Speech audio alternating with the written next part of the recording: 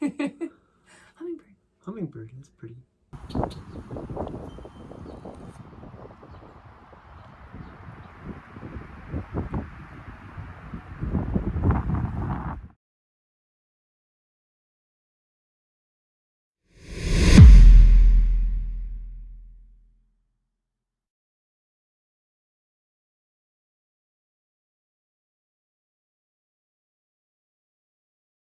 Thank you guys so much for tuning in today. I know it has been a minute since we have recorded anything. We really wanted to actually post a bathroom tour for you guys, since we did a whole big tiny house tour, but it was kind of like we purposely but also accidentally forgot to film the bathroom. We meant to do a little quick tour of the bathroom for the big tiny house video tour. However, we did always intend to come back and do a more elaborate one eventually, because there's just quite a bit that goes into a bathroom in a tiny house. I know a lot of people have had questions about it. We've gotten a lot of questions about how the bathroom situation works. So we just wanted to take a minute today to run you guys through how ours works, how it looks, and we encourage you to put any comments that you have down below, and we'll do our best to answer them for you. A lot of people want to know about what a tiny house bathroom looks like. What goes on in that mysterious closet? How much we can fit in there, and how does it work? How does it work? All right, so now I'm going to lead you into the bathroom. Holly and I will kind of give a tour of everything that we can actually fit into a tiny house bathroom. So obviously a pocket door, because how else would you open up a door in a tiny house? It's the most efficient way to do it. What we have here is we managed to fit in a single stall shower. And as you can see, it's actually plenty of room. Works perfect for us. We have a holding tank for water. We try to utilize water as if it is the most precious thing on earth. I mean, it is. It's the thing of life. So in respect to it, we take about 2-minute showers, if not less than that. Still obviously have to fit in our cold showers afterwards. We have to have a filter on the shower head here, because of the heavy metals and a lot of the chemicals that have been sprayed here on the property from farming and whatnot. And then next, right next to this, is this little cubby hole here. I don't know if you can get in and see. So this guy is a 55-gallon holding tank, and like I said, we fill this up about once a week. So it gets us plenty of water through the week. And as you see here, this is the water pump system. So the water pump is up top here. And then this is the holding tank for it, the pressure tank. And the one thing I'll say about this is I'm going to run the water here. Holly and I were kind of shocked when we got the house and we turned it on, because we're like, seriously, is that what our water system is going to sound like? Apparently, on a lot of RVs, this is a common setup, and regardless, it's kind of loud. The first couple years we were here, it kind of annoyed us a little bit, but after the first month or two of being in here, we started getting used to it. And then after that, it was really anytime that we had somebody over here, we kind of felt embarrassed about just how loud our water system was.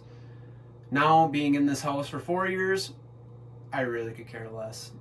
Okay, so as you can see, it's a typical bathroom sink, and we have this cabinet down below, mainly for our storage.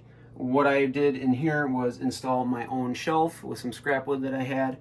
It works perfect. We try to keep as tidy and as minimal as possible in storage, only what we need. This is where we keep all of our supplements. This is where we keep our morning and night rituals before bed. As you can see in here, we have lots of supplements that we love to take. A lot of stuff up here is hair care. Obviously, when we have long hair, you want it to look nice, so here we go. And then down below, I added in a few shelves here as well. In a tiny home, what you've seen before, especially in our house, is that every single space counts. So anywhere where we can fit a shelf or some sort of storage, we jump on it. We do our best with it. Okay, so now to the highlight of this video is our composting toilet. I know a lot of people are really interested in this. So a big reason why we decided on a composting toilet is water usage. Especially being that, we showed you we have a holding tank. We utilize water in the most minimal way possible. Try to conserve as much as possible. And when it comes to toilets, the thing that boggled Holly and I for the longest time, and still today, is what we're using water for. I mean, water is the thing of life. And so in our opinion, crapping in your life source seems a little weird. One of the questions we get asked really often is when we have friends or family that come over, they tend to hold their bladders for longer than they probably should. And we kind of picked up on the fact that they're probably nervous to use the toilet or to ask to use the toilet. So right away when we have friends that come over, we just automatically kind of tell them how the bathroom works. We give them instructions, and it's pretty simple instructions. So going into how it works, someone would come in, flip the seat up. If you're going number 1, you sit down, you go. Number 1 goes down into this section here, into this holding tank. Once it's full, we take it out, and by doing that, it's releasing the latches, lifting up, and pulling out. For someone who is going number 2, they would sit down, use this to move this flap.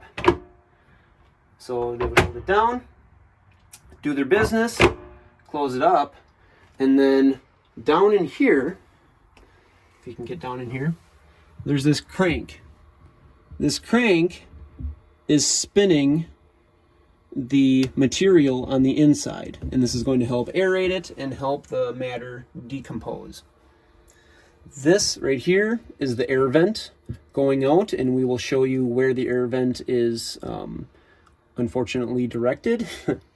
This is the power source, makes the little fan inside of here run, and it helps to aerate the material, which is all necessary for the composting. Well, one benefit of the composting toilet, I feel, is that it takes something that would normally become black water, so something that's literally toxic and they have to filter it out, into something that's really positive. It becomes an organic compost. So that's what we find really beneficial, I would say, about the composting toilet, is its ability to take something that would be waste and turn it into something really beneficial. It sits a little higher than most toilets would, and what's a better step than a salt lamp or a salt dome? If you haven't ever seen a salt lamp, or in this case a salt dome, I would highly recommend looking into them. It's got massive amounts of health benefits, and especially on the cold mornings, it's nice and warm. Who doesn't want warm feet when you're taking a poop?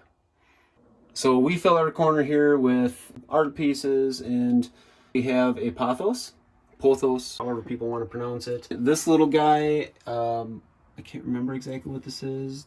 I have no idea. I'm not. Just a little terrarium plant. A little terrarium plant. That's good enough. This is a beautiful Aglaonema. Out here is where the vent for the toilet is. This is, in my opinion, kind of a silly setup. So I kind of wanted to walk you through the whole deal that we have going on. This is essentially storage. This is where we were going to have our solar panels, like the controllers, the batteries, and being that we put a hold on that, we basically just use this for storage right now. So the top is storage, and what I'm going to bring you into is the bottom here, and this is where the vent is. We have a rock propping up the door. So the funny thing about waste is that it gives off methane. Methane, as a lot of people know, is explosive. The other thing that it is it is extremely smelly. I haven't gotten to it, and this is what we're with. So, in the corner here, this is where the toilet vents into, and we keep this propped open like this for the methane to escape. And so we don't use this for storage simply because everything would smell gross. What my idea is that what I feel should have been done, even if they were to have still had to run it through this wall, is just to run it out the side So that way the vent would end up coming out here and everyone's happy. It's venting the way it actually should be and not smelling out the entire storage area. Sorry if you guys can hear just wind. Yeah, it's a little windy today. It's even kind of sprinkling. Holly and I ran out here really quick so we could film this before we end up getting a storm today. One of the questions that we wanted to answer is approximately how long it takes us to use up all of the water that's in our 55-gallon holding tank. I would say on average, we try and fill up every weekend because that's just what works out most convenient for us to make sure that we don't actually run out of water. But I would say in general, it can last us anywhere from a week all the way up to 2 weeks, depending on how much water we actually go through. On average, it's going to last us about a week and a half. The biggest thing I would say we really appreciate about it is it just teaches us to be mindful about how much water we're using.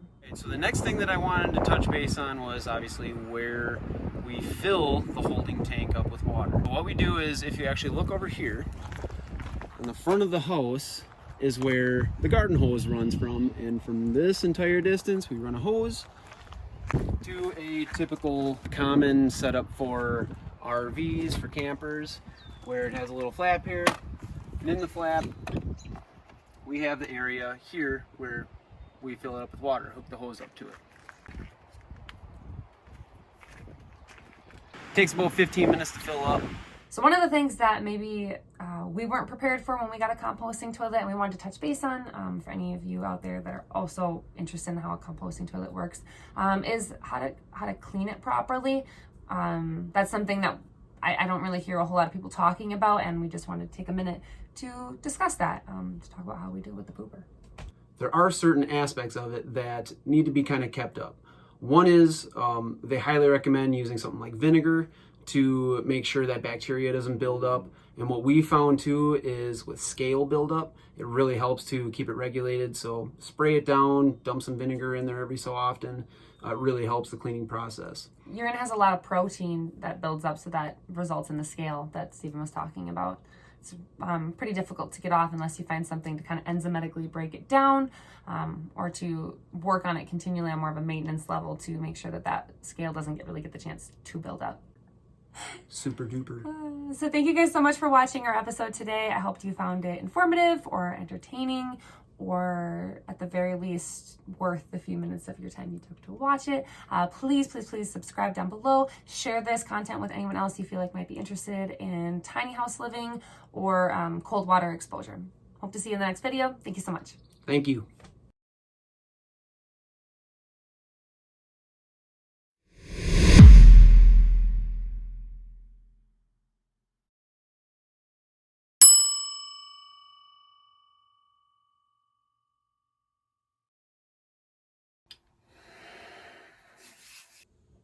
So stay tuned. Not like that. Welcome. This is a little awkward. I just wanted to add that in.